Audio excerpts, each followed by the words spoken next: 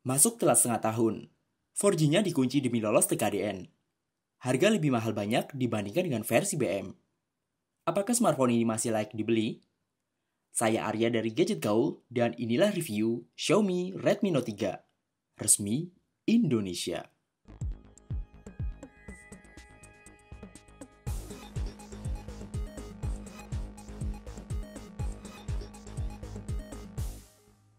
Xiaomi Redmi Note 3 punya dua varian chipset. Model pertama pakai MediaTek Helio X10, sedangkan model yang baru ini pakainya Snapdragon 650. Ada yang nyebut versi Snapdragon ini Redmi Note 3 Pro, tapi pihak Xiaomi sendiri nggak bilang gitu loh. Nah, yang dijual di pasar Indonesia dan yang sedang saya review ini yang pakai Snapdragon. Biar panggilnya nggak kepanjangan, nggak usah pakai Pro-Proan ya. Xiaomi emang jagonya bikin HP murah, tapi nggak kelihatan murahan. Kayak Redmi Note 3 ini, yang bermaterialkan metal di bagian belakang. Lengkungan di pinggiran bodinya bikin nyaman digenggam. Saking halusnya karena nggak ada grip tambahan, jadi mesti hati-hati saat pegang HP ini dengan satu tangan. Lumayan licin loh. Kesan mewah bodi Redmi Note 3 ini makin terlihat di lingkaran kamera dan juga sensor sidik jarinya, yang dihiasi oleh chamfer edge. Nggak malu-maluin lah kalau dilihat mantan. Tapi beralih ke bagian depan, saya nggak nemuin yang spesial. 11-12 sama HP-HP keluaran Tiongkok lainnya. Bezelnya tipis. Beneran tipis.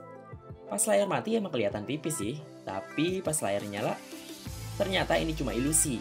Terbukti masih ada black border yang terlihat di tepian layar. Layar 5,5 inci berjenis IPS ini punya kerapatan pixel 403 ppi. Mantengin layar ini masih cukup oke, meski bukan layar Full HD terbaik yang pernah saya lihat. Berjalan dengan sistem operasi Android 5.1 Lollipop yang dibalut dengan MIUI 7, tampilan antarmuka Redmi Note 3 ini cakep banget. Ikon-ikonnya nggak norak, dan timesnya yang sabraks bikin tampilan HP kita nggak ngebosenin kayak kerjaan di kantor. Kalau pengen ngoperasin HP pakai satu tangan, tinggal aktifin aja one hand mode. Kalau ada keponakan nih masih kecil tapi pengen pinjam HP kita, aktifin dulu child mode-nya ya. Ada juga easy mode yang bikin tampilan MIUI berubah jadi kotak-kotak dengan menu yang sederhana yang memudahkan orang tua mengoperasikannya. Oh ya guys, Redmi Note 3 ini juga bakal kebagian update MIUI 8 yang versi globalnya segera hadir. Jadi tunggu aja tanggal mainnya. Salah satu nilai jual utama smartphone ini adalah penggunaan chipset Hexa-core Snapdragon 650. Wait, jangan lihat kepala 6-nya aja. Dua core chipset ini ternyata udah berbasis Cortex A72 yang biasanya dipakai di HP dengan harga 2 kali lipatnya. A72 ini terkenal dengan kinerja yang ngebut. Nomor 2 setelah Cairo-nya Snapdragon 820 yang saat ini ada di kasta tertinggi Snapdragon. Sedangkan 4 core sisanya berbasiskan Cortex A53 untuk menjalankan tugas-tugas ringan. Dikawini dengan GPU Adreno 510, smartphone ini bisa ngelahap banyak jenis game. Mau yang grafisnya berat dan kompleks kayak Heroes of Incredible Tales, sampai game hits 2016 yang maksa kamu harus keluar rumah buat berburu monster. Ya, main Pokemon Go lancar banget di HP ini. Nggak nge-lag pas jelajah maps atau pas nangkap Pokemon liar yang ada di sekitar kamu. Penasaran sama skor Antutunya? Nih, mimin kasih 70.000 lebih. By the way, ada nggak sih HP merek lain seharga 2 jutaan yang sanggup nembus skor segini? Untuk cek spek lengkap, kamu bisa cek link pertama di kolom deskripsi di bawah video ini ya. Buat nginstal aplikasi dan game, Redmi Note 3 ini dibekali penyimpanan internal seluas 16 GB.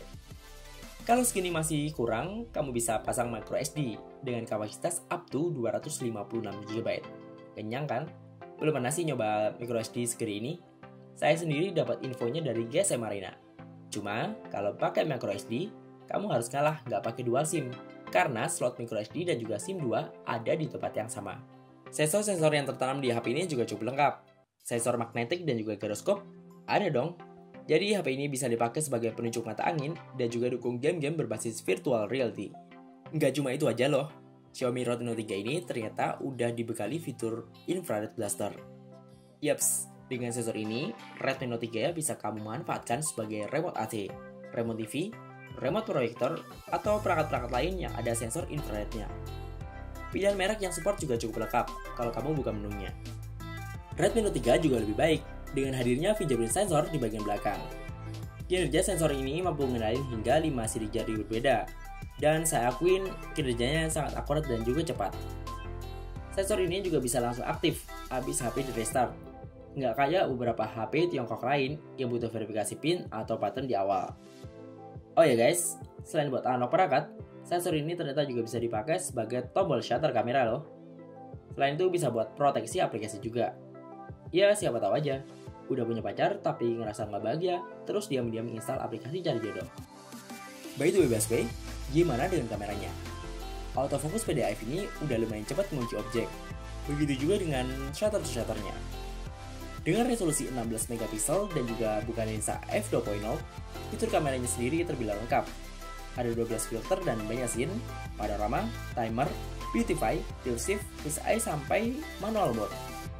Tapi manual mode di sini cuma bisa buat ngatur white balance dan ISO aja, alias nggak bisa buat ngatur shutter speed gitu. Hasil fotonya lumayan bagus saat diambil di outdoor dengan kondisi kayak cahaya. Menurut saya reproduksi warnanya udah cukup akurat.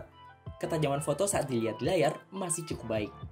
Tapi kamu baru sadar kalau ternyata hasil fotonya nggak tajam-tajam banget saat di zoom atau dilihat di layar laptop. Pas coba SDR-nya kok agak over ya, kadang membuat langit jadi terlalu putih gitu. Dual tone LED flash-nya cukup bisa diandelin untuk foto-foto di tempat yang remang-remang. Tapi masih belum bisa hilangkan noise berlebih di area foto yang terlalu gelap. Kamera depan 5 megapikselnya cakep banget buat selfie di outdoor, berkat bukan lensa f2.0. Di indoor dan minim cahaya, jangan ngarep hasilnya cakep ya. Kamera depan belakang mampu merekam video hingga resolusi 1080p alias Full HD. Hasilnya biasa-biasa aja, guncangannya masih kerasa banget kalau ngerekam video sambil jalan. Kamera video ini juga udah support timelapse dan juga mode slow motion 120 frame per second. Xiaomi Redmi Note 3 dibekali baterai 4000 mAh. Biasanya, HP dengan kapasitas baterai segini ukurannya bongsor loh. Tapi yang menarik, Xiaomi tetap mempertahankan ukuran bodi yang proporsional. Saya uji ketahanan baterai ini saat perjalanan mudik dengan mengaktifkan Waze plus GPS buat mantau kemacetan dan juga nyari jalan alternatif sambil ngadmin media sosial Gadget Gaul di Twitter, Instagram, dan juga Facebook, sambil sesekali main game dan juga dengerin musik streaming.